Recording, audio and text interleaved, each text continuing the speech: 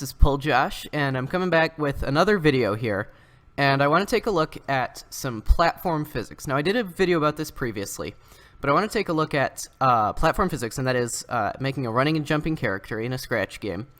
And I want to revisit it because my old video was pretty good. People enjoyed it and thought it was helpful, but I think I could do better now.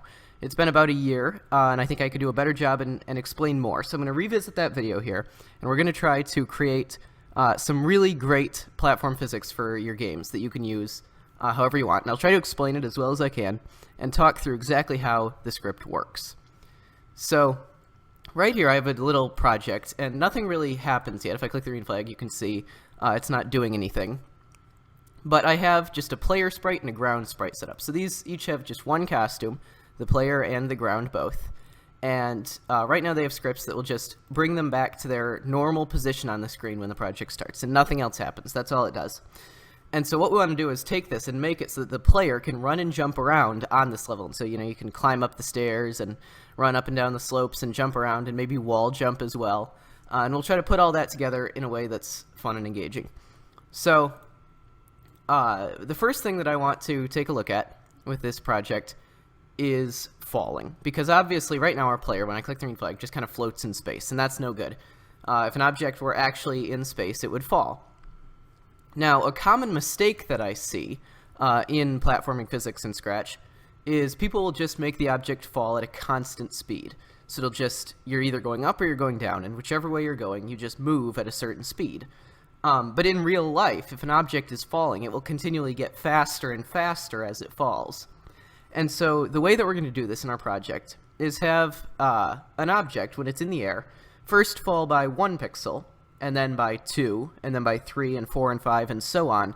And that's going to give us a nice feel where the object continues to get faster as it's falling, as if it's accelerating due to gravity. And so the way that we need to do this is to create a variable called y velocity, and that's going to keep track of the speed at which the object is falling. And we're actually going to call it just yvel for short. So here in the project editor, I'm creating a variable, and I'm going to call it yvel.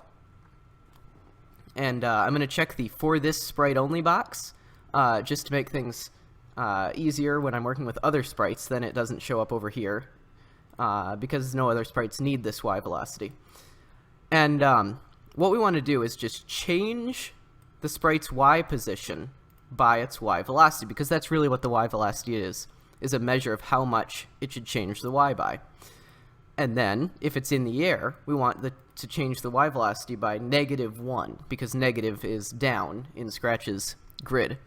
So this is going to make the sprite go down by 1, and then the yvel will change, and it'll go down by 2, and then the yvel will change again, and it'll go down by 3, and 4, and 5, and so on, which is exactly what we want.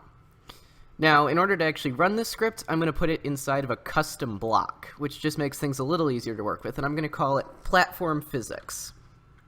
And so I'm also going to check this run without screen refresh block, and we'll get back to that later about why we need that, but just make sure you check it if you're working along. And by the way, I'm just going to take a quick minute here to mention that I'll include a link to the final script down in the project description. So if you want to just take the script for yourself and use it right away, you're welcome to do that. But I would recommend watching the video and getting a little bit of insight into how it actually works.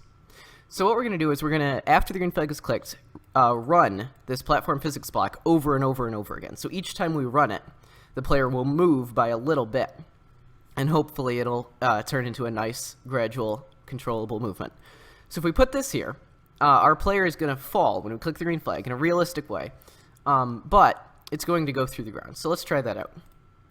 So you can see the player does fall in a realistic way. It gets faster as it goes. Unfortunately, there are a couple of issues. One is that it falls through the ground, and the second is that you'll notice now that I click the green flag again, our player doesn't seem to appear, even though he's showing and going back to the start. And the reason for this is because our yvel has continually gone down and down to an insane number, where every moment that the project plays, every time we run this block, our sprite is going to go down 222 pixels, which is a whole awful lot. So what we want to do is reset the y velocity every time we click the green flag, so that he goes back to not moving. And so he'll start, and then he'll fall, and that looks pretty realistic. That's pretty good, with exception to the falling through the ground, which is still an issue. So we want to fix that. And the way that we're going to land on the ground is by detecting when the player is touching it using an if block. And there's a touching block in sensing that lets us to say if you're touching the ground, then what we'll do is we'll set the y val to 0. So you say, all right, if you're touching the ground, stop moving downwards, which works. But as you can see, our player gets a little bit stuck in the ground. If I just drag this out, you can see some of him was still inside the ground there, and we don't want that. So we need to be able to get the player back out of the ground. So the reason that the player gets inside the ground is because we are moving a bunch of pixels at a time. So we might go down, say, 6 pixels, because our y velocity is -6, and we end up all the way inside the ground, and that's bad. So what we want to do is get back out of the ground, and so we're going to make the player go up and up and up 1 pixel at a time until it's no longer in the ground, and that's going to get us directly on the ground exactly where we want to be. So this is where the running without screen refresh comes in. If I just click to edit this block, you can see, again, we checked the run without screen refresh block, the checkbox. And what that does is it makes our custom block and everything inside of it run instantly, or as fast as Scratch possibly can. And so we're going to be moving up a tiny, tiny bit at a time, which normally would look very slow, but because we've checked run without screen refresh, it'll all happen instantly. So what we're going to do is we're going to repeat until you're not touching the ground. Inside here, if we find the player's touching the ground, we're going to repeat until you're no longer touching the ground, and we'll just go up 1 pixel at a time. So if I do this real quick, and now we can run the project, and you see the player lands directly on the ground. And if I drag it up, there's no extra part of the player in the ground. It's just right there on top, which is perfect.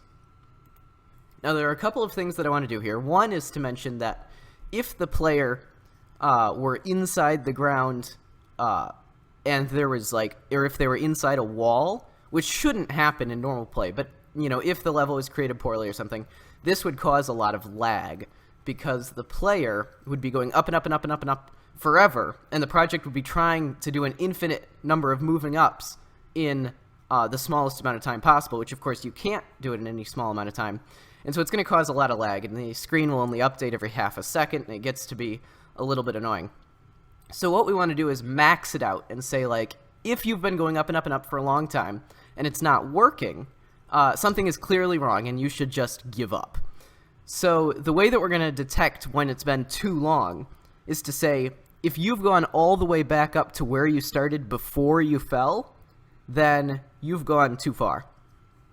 So the way that we're going to do this is we're going to repeat only a certain number of times. Rather than repeating until you're not touching the ground, we're going to repeat a very specific number of times. And that is the absolute value of the y velocity. Now, absolute value will take a number and make it a positive number. So right now our y val, when you hit the ground, might be something like -6, which of course you can't repeat -6 times. If we just had repeat y val, that would be bad. And the blocks wouldn't run at all. By doing the absolute value, we're going to say just repeat 6 instead of -6. Just take off the negative sign. And if the number is already positive, it'll just keep it positive. So that's what absolute value does. And so we're going to repeat the absolute value, and we're going to change the y by 1. But this is bad, because now our guy is bouncing along the ground, and that's because he's just undoing an entire move. What we want to do is stop moving up before a full amount if the player is no longer touching the ground. So we do this, we say, if you're touching the ground, move up. Otherwise, just stay where you are. And it looks about the same as it did before, but this is going to help prevent lag, this change that we made. Now, the next thing that we want to do is allow our player to move. So what I'm going to do is add a jumping function so that I can move the player up and down. So what I want to use for jumping is the up arrow on my keyboard. So I'm going to use the key up arrow pressed block to detect when that happens. So what we can do to make our player jump is just set the y velocity to something like maybe 10 or 12, and that will make the player be moving upwards at 12 pixels every tick. And so that's going to be great. Now what we need to do is just say, if you press the up arrow key, then jump. But of course we only want to do it if you're touching the ground. So we're going to put this inside the if touching ground. And we're going to put this set to 0 above, because otherwise you would jump, set it to 12, and then immediately set it back to 0 again. So if we put this here, we'll avoid that issue. So now if I press the up arrow key on my keyboard, you can see the player jumps, which is perfect. That's exactly what we want. But the next issue is that I can't move right or left, so we'll cover that next. So the next thing we want to do is make our player move left and right. And the way that we're going to do this is using another variable, just like our y velocity variable, called x velocity, or xvel. And I'm going to make this for this sprite only as well. And this variable is going to keep track of the speed at which our player is moving to the left and to the right. And so a negative number is going to mean going to the left, and a positive number is going to go to the right, just like in your Scratch grid system. So what I need to do is use the arrow keys to control this. So if you press the right arrow key, which is going to work just the same as we did before, if you press the right arrow key, we want to make our x velocity go up, go to the positive direction. And if you press the left arrow key, we want to make our xvel go in the negative direction. And this is just going to let you control the speed of the player to the right and to the left using the arrow keys. And then to actually make this work, we have to change our x position by the x velocity that we just set. And so if I put this here, you'll be able to see that although there are some issues, we can move to the right and left. So you'll notice there are definitely some issues here with this. But I can move my player to the right and left. So obviously there are all sorts of challenges. One of them is that I'm going through walls. Another is that there's no friction. So if I just press the arrow key and let go, you can see I continue to move. But it's getting there. We are now moving right and left. So the first thing we want to do is make it so that you can't go through walls, because that's an issue that we're having. And we're actually going to solve this in a very similar way to how we fixed the up and down going through the floor issue. So, just like before, the reason you go into a wall is because your player jumps to the right or the left too far and ends up inside the wall. So you might move, say, like 3 pixels to the right, well, and now you're stuck inside the wall and you need to move back out. So again, we're just going to move 1 pixel at a time until you're no longer in the wall.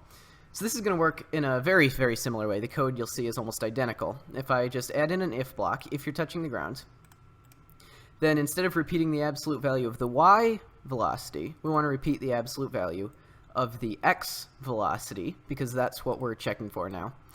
And we're also going to do the ceiling of that, which will essentially force it to round up every time. And this just prevents some weird issues that will be caused if you don't do this. And you can try removing it if you want and try to understand how that all works, but it just generally causes some issues. And I clicked absolute value here. We want ceiling of the absolute value of the x velocity. So that's going to round up the positive version of our x velocity. And in this script up here, we said if you're touching the ground, change your y by 1. The problem here is we don't know if the player is moving to the right or to the left. Now we could do a little check, we could do a little if-else block check to say if your x velocity is greater than 0, if you're moving to the right, then go back to the left. And if you're moving to the left, if your x velocity is less than 0, then go to the right. But there's actually kind of a cleaner, more interesting way that we can do this. And we only have to have one change x by block. So what we want to do is change it by 1 or -1, depending on which way we're currently moving, and then we want to undo that. So if we're moving in the positive direction, then we want -1, because it will get us back out of that wall. And if we're moving in the negative direction to the left, we want +1 to go to the right and get back out of that wall. Now, the way that we're going to do this is pretty cool. So if you have some number, any number, divided by itself, by the same number, that will always equal 1, no matter what those numbers are. If you have 100 divided by 100, that's 1. You have 5 divided by 5, that's 1. You have like 20 divided by 20, that's 1. Anything you do divided by itself will be 1. You could even do a negative divided by a negative, it'll still be 1. Now, the thing that's interesting is that if one of those numbers is negative and one of them is positive, you'll get -1. So if I have like -5 divided by 5, that gives me -1. Or if I have 100 divided by -100, that will give me -1. And so we can actually use this idea to tell whether a number is negative or positive. And if the number is negative, get back -1. And if the number is positive, get back +1. So what we do is we take the absolute value of the number and divide it by the number itself. So the absolute version will always be positive. It'll always be just a positive number. And this will always be the same number, but either positive or negative. So if the number itself is negative, you'll end up with -1 when you divide. And if the number is positive, you'll end up with +1 when you divide. And so then that gives us almost what we want. But the problem is we want to flip that. We want to say if the number is currently positive, give us -1, and vice versa. And so what we just do is take -1 and multiply it by that. And now our player is going to move out of the wall no matter which way he's facing.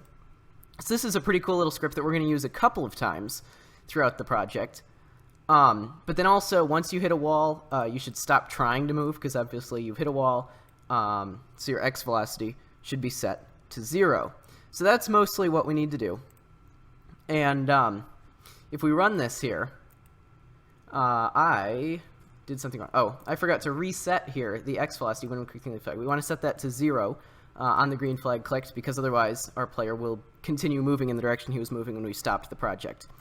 So we click the green flag, and now I can move to the left or right, and I'm holding the left arrow, and you can see I'm not going into the wall either way. And if I jump and everything, it all looks to be working pretty well, right? So you can see anytime that I get into a wall, it'll just bump me back out automatically, which is great. So I can run into the wall, do anything I want, right or left, it all works perfectly. With exception to friction. You can see if I just tap it, now I've let go of the arrow, and I continue to move forever. Until I hit a wall, of course, because I have no friction. Also, we've got some other issues here. You can see there's a bunch of different issues. We're getting there, but we've still got a bunch of stuff to fix. So, of course, I went through the ceiling there, and that's another issue that we'll fix soon.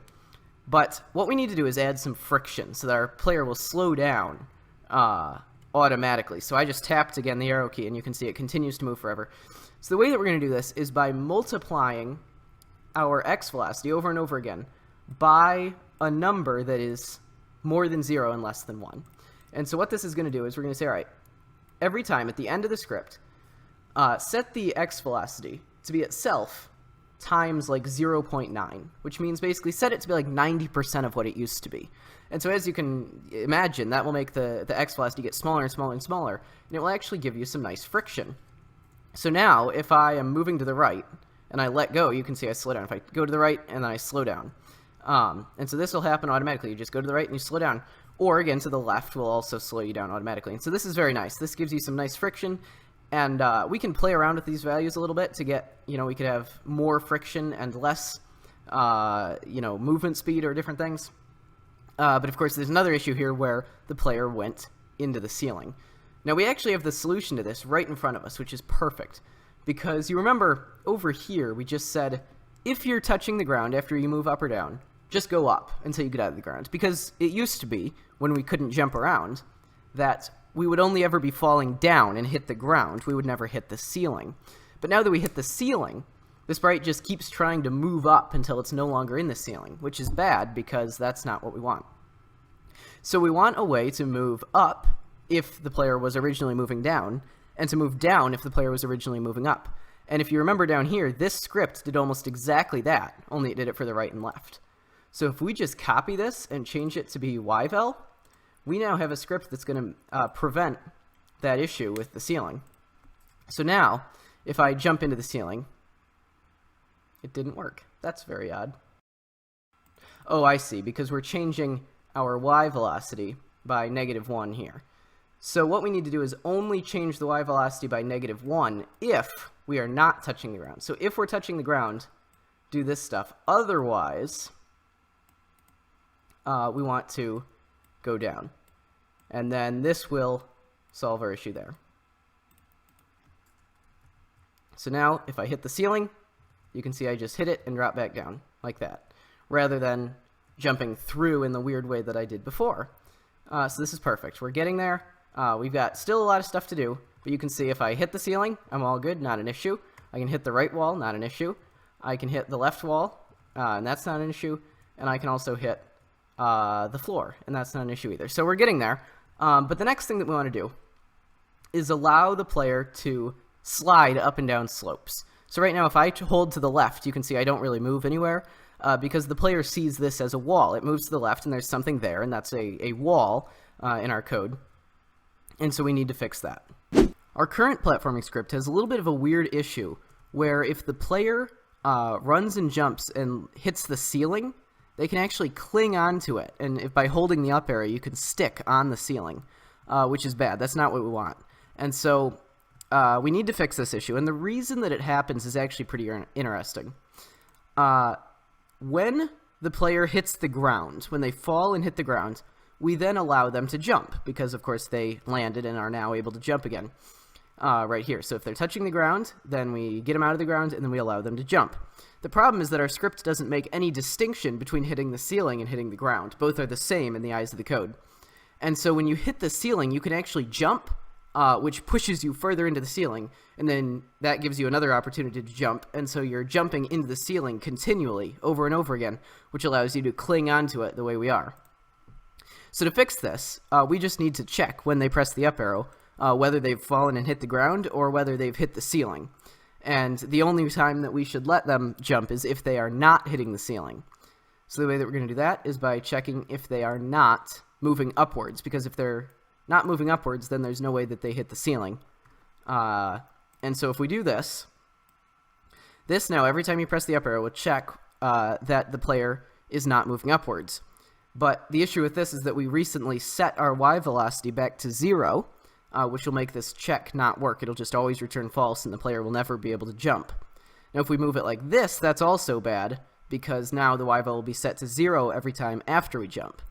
So what we need instead is an if-else block, so that the Y velocity is only set to 0 if the player does not jump. And so then right here, if we do this, now we are able to jump around regularly, but not cling on the ceiling. You can see I'm holding the up arrow, and I'm no longer clinging on the ceiling, which is exactly what we want. So one of the issues that we still have with our script is that if I try to walk up a slope, up a small hill as the player, I can't do that. I have to jump all the way up, because if I just hold the left arrow here, you can see my player doesn't move. And the reason that the player gets stuck on slopes like this is because it thinks that they're walls. Whenever it moves sideways, whenever our player moves sideways, you can see in the code, it changes the X, and then it checks if it's touching the ground, and if it is, it just moves sideways back out of the ground to undo what just happened, which works great for if you're hitting walls, because of course you hit the wall, and then you just move back out of the wall. But for slopes, you'd like to be able to just move up automatically instead. And so we're going to come up with a little bit of a new way of handling this, so that if you touch the ground after moving sideways, it'll first try to move up a slope, and then if that doesn't work, then it will hit it as if it's a wall. So what's going to happen is when the player hits a slope, they're going to move up and up and up, 1 pixel at a time, for up to 45 degrees of an angle. And then if that doesn't work, they'll move back down and get out of the wall. But hopefully it will work, and they can just slide up along the ground. So the way that this is going to be coded is using a very similar method to how we landed on the ground, where we said, repeat the absolute value of the Y vel. If you're touching the ground, change your Y by 1, essentially, move up. And for slopes, we can assume here that we'll always go up. So in this code, we're going to repeat the absolute value of the Y vel, change Y by 1, but that's not really what we want to do, because we want to make it be a 45-degree angle that you can move up. So if we do the absolute value of the X velocity here, this will actually work, because now it'll move up by the same amount that it moved across horizontally. And then to make this work a little bit nicer, I'm just going to add 1, because if you don't do this, it tends to be a little bit finicky about when it's willing to move up with slopes. So we're going to try this first. And now, once we're done, we'll detect whether the player, if it's been successful, whether the player is now out of the ground. So if the player is still touching the ground, that's bad. That means there's a wall here, and we need to actually do what we did before. But if there's not a wall there, if the player is out of the ground, it means we've successfully moved them up a slope, and we can just leave it as it is. So if they are touching the ground, we want to go back to where we were before we tried moving up the slope. And so what I'm going to do is I'm going to create a variable called old y, and again, I'm going to make it for this sprite only. And before we move up, I'm going to set old y to be the player's y position. And then if moving up the slope doesn't work, I'm going to set their y position to what it used to be, to the old y. And so now, if everything has gone well, our player should be able to walk up slopes. So you can see, I can just walk, I can hold to the left, and my player moves up this hill. And this will work for hills that are up to 45 degrees. If the hill is greater than that, then the player will run into it like it's a wall. So like this, for example, is a 90-degree wall, and so the player just runs into it. but if it's a shallow slope, the player will walk up it. So there's really only a couple things left to do, and the next thing is wall jumping. So one of the last things that we want to add to our project is the ability to wall jump, to stick onto a wall and then jump off of it, away from that wall. And the way that we're going to do this is actually surprisingly simple. It seems like it'd be a very complicated thing to do, but it's actually not too bad. So right here, this is the part of the script where the player hits a wall, where they run into a wall, and at the very end we say, alright, set your X velocity to 0. If you run into a wall, stop moving left and right. Well, what we want to do here is check to see if the player has hit the up arrow key. Because if they have, then we actually want to wall jump. So we're going to detect if the up arrow key is pressed, and then we want to check whether they're moving to the left or to the right, whether they're on the left wall or the right wall. So we're just going to do a quick check here of whether the X velocity is less than 0 or more than 0. And if it's equal to 0, you're not going to be wall jumping anyway. So here we've got this check real quick, and inside here we want to say that the top bit of this if block is if you're moving to the left, and the bottom is if you're moving to the right. And we don't want people to wall jump unless they're hitting the up arrow and the arrow key pushing them into the wall that they're touching. So we're going to use the left arrow here and the right arrow here to detect whether the player is actually hitting the correct arrow key.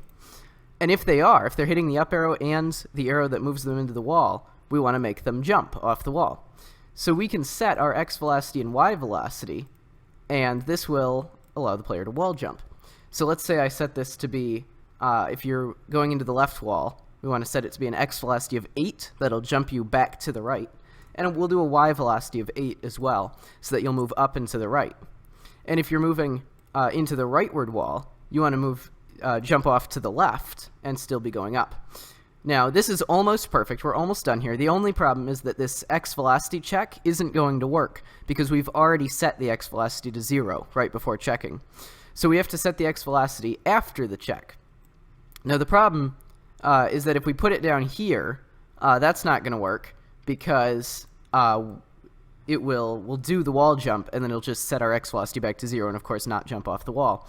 But if we put it inside of here, after the check but before the wall jump, then it won't be an issue.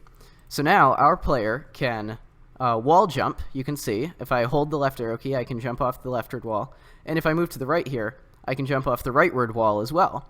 And so this is perfect. You can climb up walls, which is nice for some games. If you don't want this in your game, if that would make your game too easy to be able to climb up all the walls, you can absolutely just remove it and replace all of this with just the set X velocity to 0 like we had before. But now we've got a platformer game that has slope detection, so you can walk up slopes. And in this demo level, I only have the slope going to the left, but it'll also work to the right. We can also wall jump, and everything works exactly as you'd expect it. So that's really all we have to do. Now, there is a couple of little things that I want to change. I want to do some little cleanup and just make our code a little bit easier to use, because right now our custom block doesn't have any options. Now, on a custom block, if you're not aware, you can edit the block and actually set some options within the block so that then you can have inputs right here. So I'm going to add a couple of different number inputs that let us modify how the player moves without actually going in and having to change our script. So if I edit this here, I'm going to add a jump height option. And so this will affect how high the player jumps. So it's pretty self-explanatory. And so right here, this is the bit of the code where our player jumps. So right now we have a jump height of 12. And if I just plug this in here, now I can type whatever number into the input that I want. So if I have a jump height of 8, you'll see now our player doesn't jump quite as high. But if I set it back to 12 again, now the player jumps just like he did before. But you can see now that's much easier to edit. And so if you want to tweak your game, you can do that. So I've got a couple of other options here that I'm going to add. One of them is gravity, because we changed our jump height, but what if we want to change how strong gravity is, or how quickly the player gets pulled back down? So if I had a gravity option, now we just have to put this in here, where it changes the X velocity by -1. And so again, if we set our gravity to be -1, then it works just like it did before. But say we set our gravity to be +1, now our player floats upwards. And of course, you might also want to change your jump height then to be a negative number, so that now we can play this game upside down. And you can see, why isn't that working?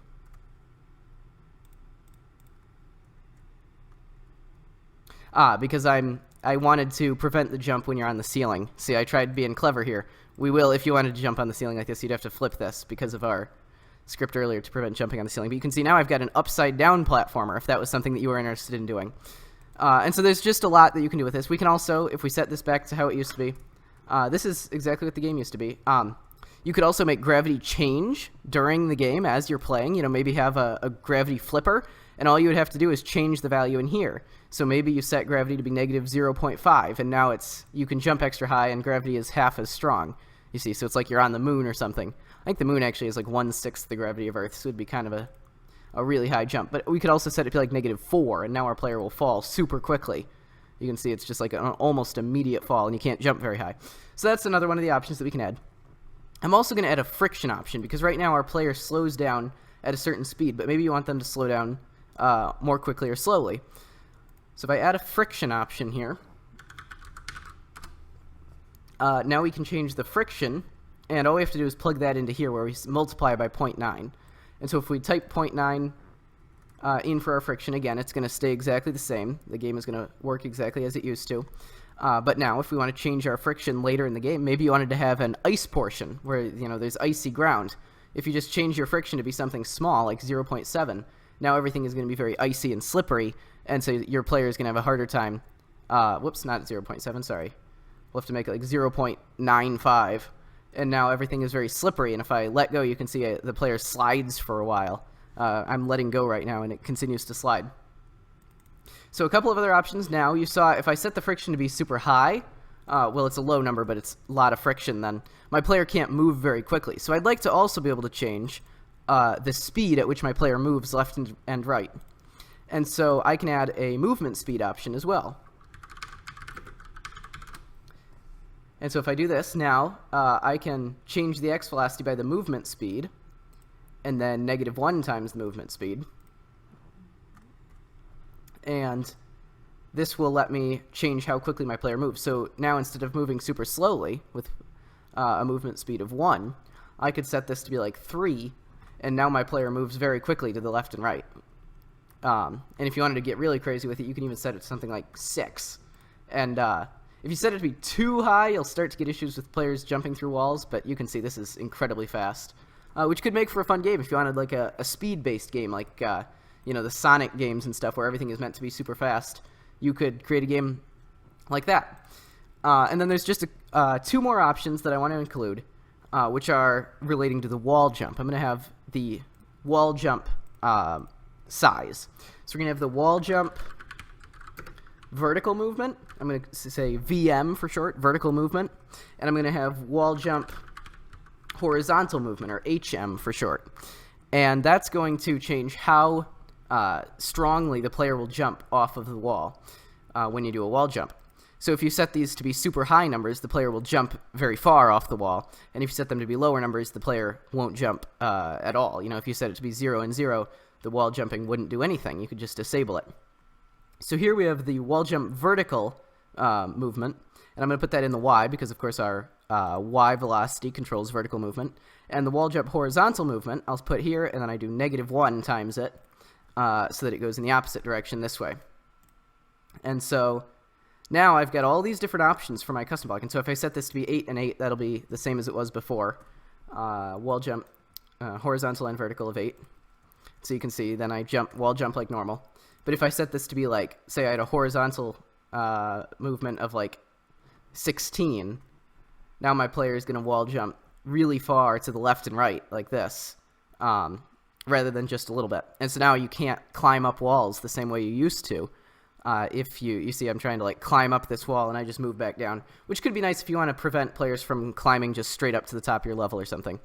So those are a couple of last minute changes, and other than that, now you've got this completely working custom block right here. So I've got this physics block that I can just use in any of my projects, and I would recommend backpacking this. If you just take this define and put it into your backpack, that will allow you to use it on any of your projects. You just drag it back out and use it right away inside of Forever Loop, and you can change all the settings how you want them. I will include, by the way, a link in the video description to this entire block that you can use in any of your projects for free. Go for it. But if you followed along, you can also use the one that you created. So hopefully you enjoyed this video, and hopefully it was helpful in some way, and I'll talk to y'all next time.